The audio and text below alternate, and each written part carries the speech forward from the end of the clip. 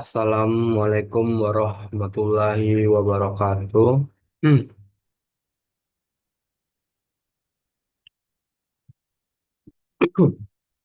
Perkenalkan, nama saya Devri Ravalni dengan NIM 24060124. Saya dari Prodi Ekonomi Pembangunan. Saya akan mempresentasikan em, teori ekonomi makro 2.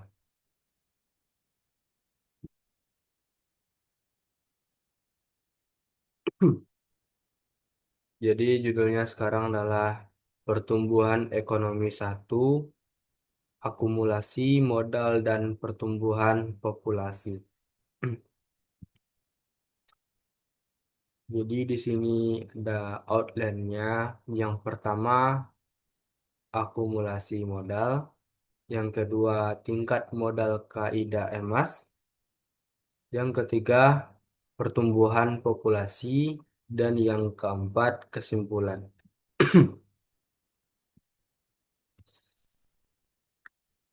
Kita masuk ke pertumbuhan ekonomi.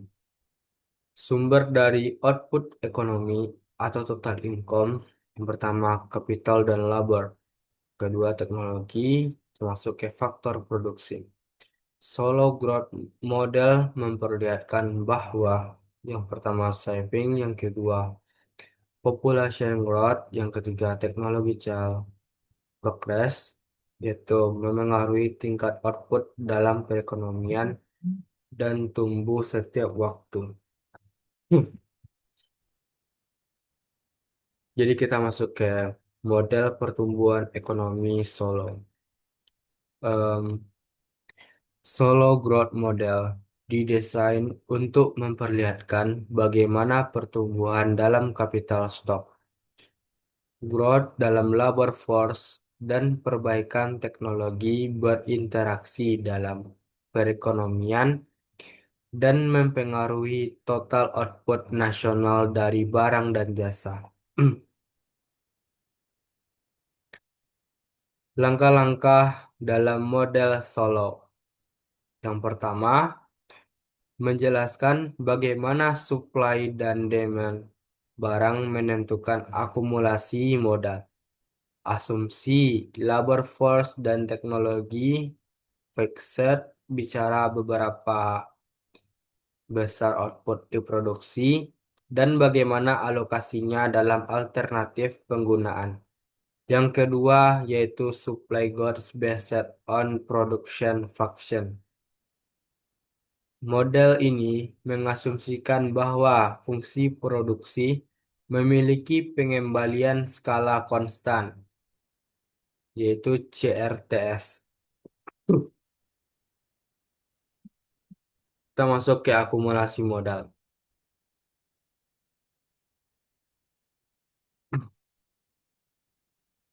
Model pertumbuhan Solo dirancang untuk menunjukkan bagaimana pertumbuhan persediaan modal, pertumbuhan angkatan kerja, dan kemajuan teknologi berinteraksi dalam perekonomian, serta bagaimana pengaruhnya terhadap output barang dan jasa suatu negara secara keseluruhan. Kita akan mengembangkan model ini secara bertahap. Tahap pertama adalah mengkaji bagaimana penawaran dan permintaan terhadap barang menentukan akumulasi modal. Dalam tahap pertama ini, kita asumsikan bahwa angkatan kerja dan teknologi adalah tetap.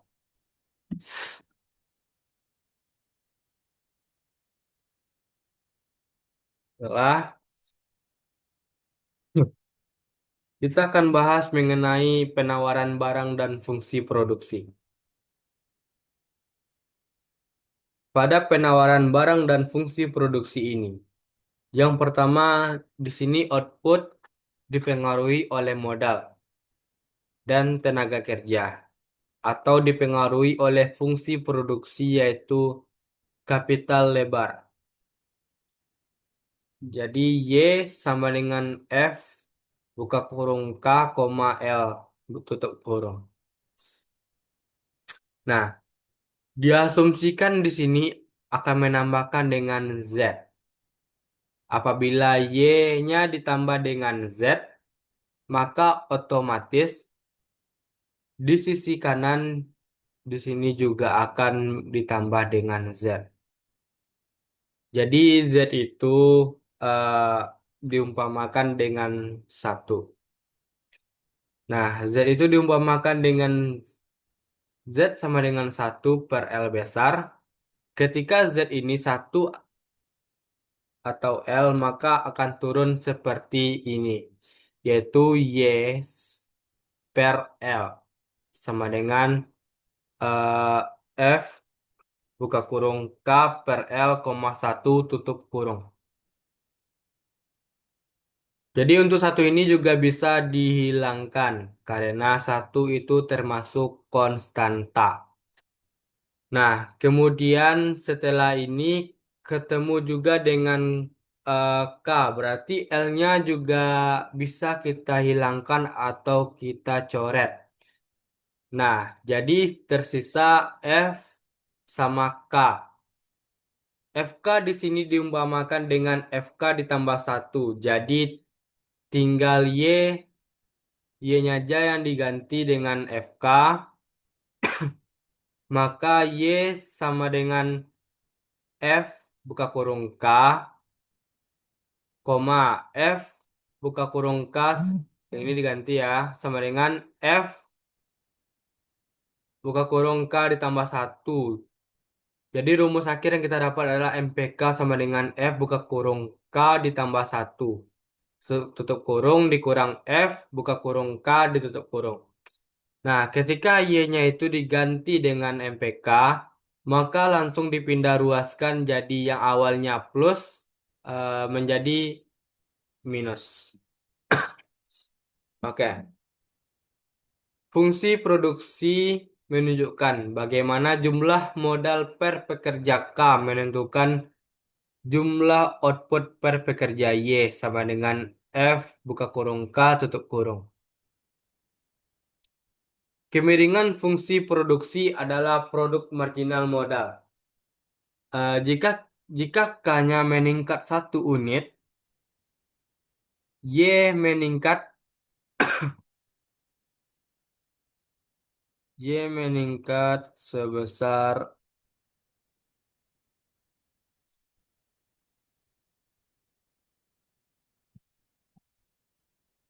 Y meningkat sebesar MPK unit. Ini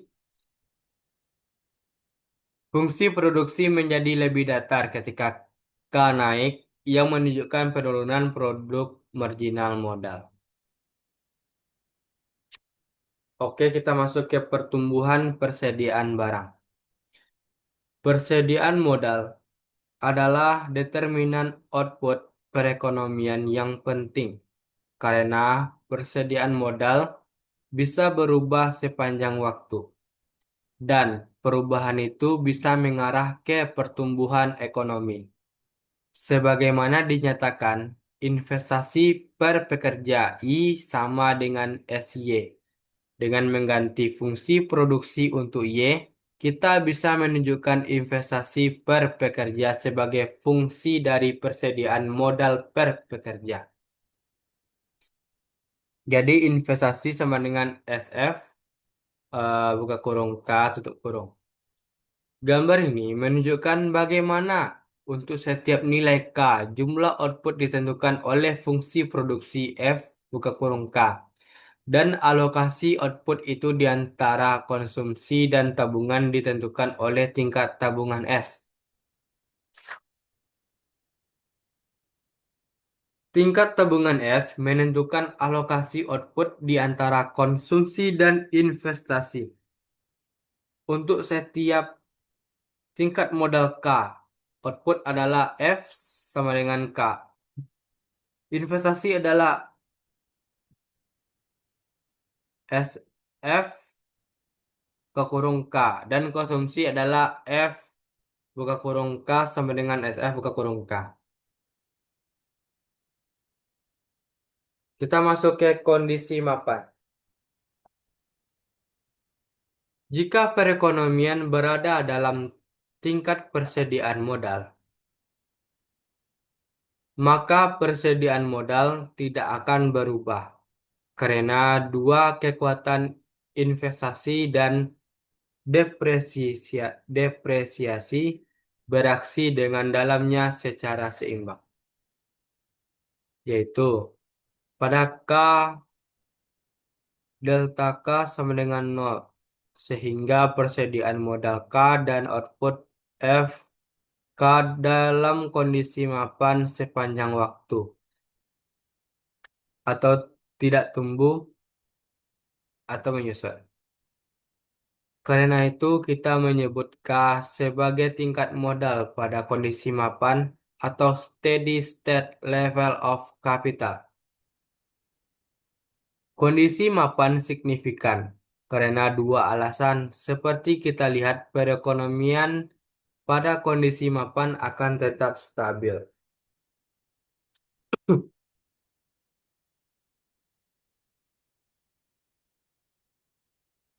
Tingkat modal kondisi mapan adalah tingkat di mana investasi sama dengan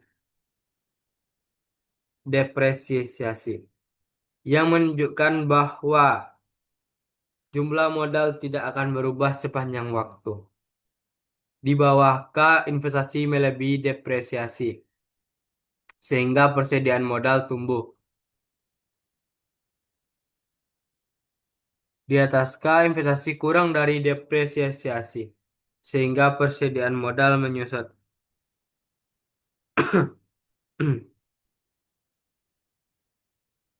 Yang di K1 ini, persediaan modal meningkat karena investasi melebihi depresiasi. Yang K ini tingkat modal per pekerja pada kondisi mapan. Yang kedua ini, persediaan modal menurun karena depresiasi melebihi investasi.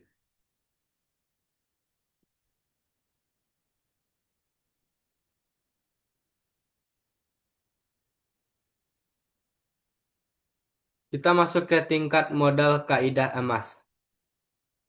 Nilai kondisi mapan K yang memaksimalkan konsumsi disebut tingkat modal kaidah emas atau juga bisa disebut dengan golden rule level of capital.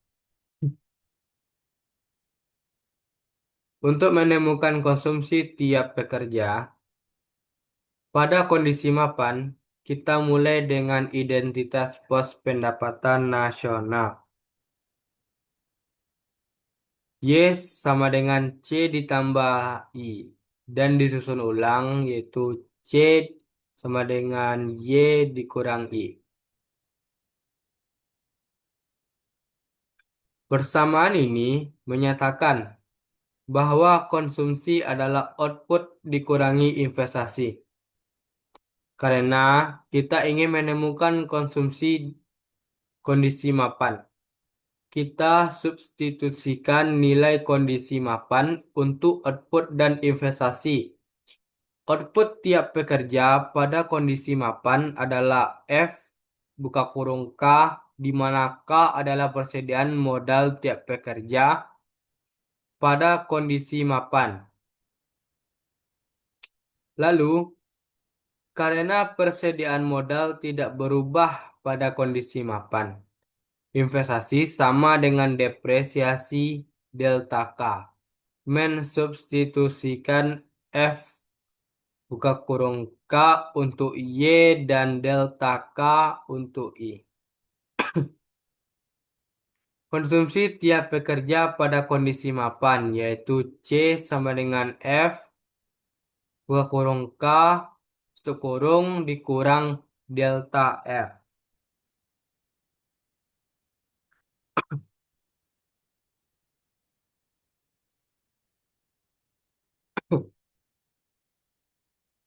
Konsumsi pada kondisi mapan.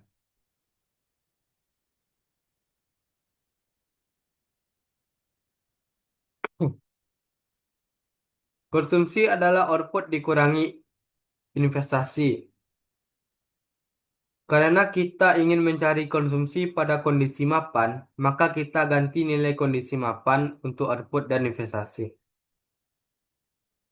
Jadi output perekonomian digunakan untuk konsumsi atau investasi.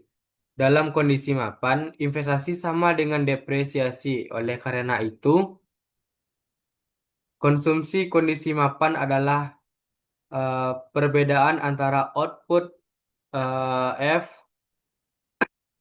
buka kurung K dan depresiasi delta K. Konsumsi kondisi mapan dimaksimalkan pada kondisi mapan kaidah emas. Persediaan modal kaidah emas dinyatakan dalam K emas dan konsumsi kaidah emas dinyatakan dengan C emas.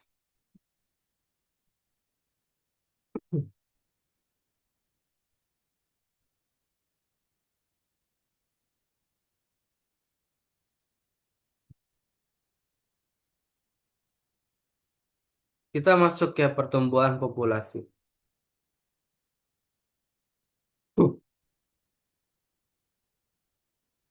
Model Solow dasar menunjukkan bahwa akumulasi modal sendiri tak bisa menjelaskan pertumbuhan ekonomi berkelanjutan.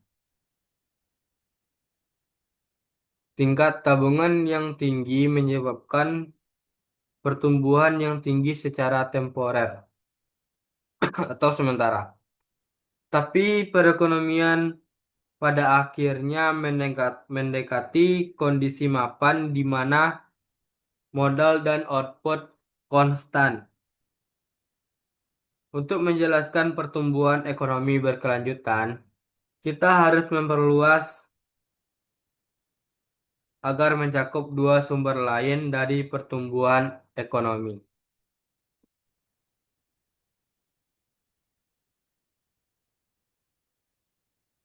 Jadi, kita tambahkan pertumbuhan populasi pada model. Kita akan mengasumsikan bahwa populasi dan angkatan kerja tumbuh dengan tingkat konstan N.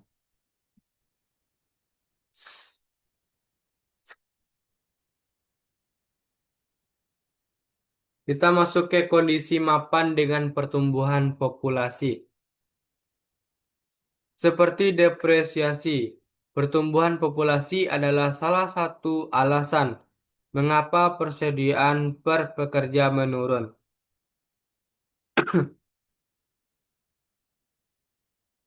Jika N adalah tingkat pertumbuhan populasi dan delta adalah tingkat depresiasi, maka delta ditambah N tutup kurung K adalah investasi impas atau break-even investment.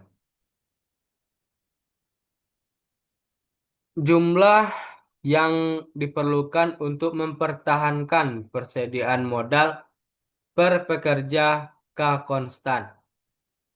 Jadi, agar perekonomian ada di kondisi mapan, investasi S, F, buka kurung K, harus mengatasi dampak depresiasi dan pertumbuhan populasi. Dalam kurung delta ditambah N, tutup kurung K, ini ditunjukkan oleh perpotongan dua kurva. Kenaikan tingkat tabungan menyebabkan persediaan modal tumbuh ke kondisi mapan.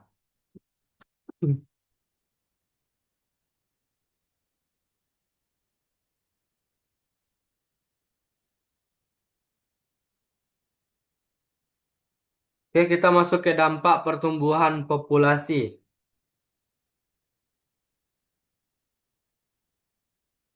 Kenaikan tingkat pertumbuhan populasi menggeser garis yang mewakili pertumbuhan populasi dan depresiasi ke atas. Jadi naik. Kondisi mapan baru memiliki tingkat modal per pekerja lebih rendah daripada kondisi awal. Jadi, model Solo memprediksi perekonomian dengan tingkat pertumbuhan populasi lebih tinggi akan memiliki tingkat modal per pekerja lebih rendah dan karenanya pendapatan lebih rendah. Kenaikan tingkat pertumbuhan populasi dari N1 ke N2 mengurangi persediaan modal kondisi mapan dari K1 ke K2. Poin-poin akhir tentang tabungan. Dalam jangka panjang, tabungan perekonomian menentukan ukuran dari K dan kemudian Y. Semakin tinggi tingkat tabungan, semakin tinggi persediaan modal dan semakin tinggi tingkat Y. Kenaikan tingkat tabungan menyebabkan periode pertumbuhan cepat, tapi akhirnya pertumbuhan itu melambat seiring kondisi mapan baru tercapai.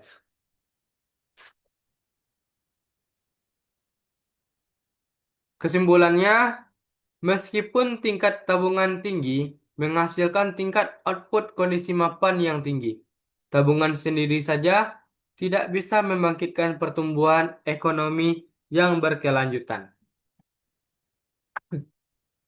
Jadi kita masuk ke kesimpulan. Jadi kesimpulannya ialah, dalam jangka panjang, pertumbuhan ekonomi ditentukan oleh akumulasi modal, tingkat tabungan, dan pertumbuhan penduduk. Tingkat tabungan memengaruhi besarnya output pada kondisi mapan atau steady state, tetapi tidak menciptakan pertumbuhan per kapita yang berkelanjutan. Pertumbuhan penduduk yang tinggi cenderung menurunkan output per pekerja. Untuk memaksimalkan konsumsi pada kondisi mapan, diperlukan tingkat tabungan optimal yang disebut kaidah emas atau golden rule. Baiklah, sekian hasil presentasi saya tentang pertumbuhan ekonomi, satu, akumulasi modal, dan pertumbuhan populasi. Saya Devri Revalni, saya tutup dengan Assalamualaikum warahmatullahi wabarakatuh.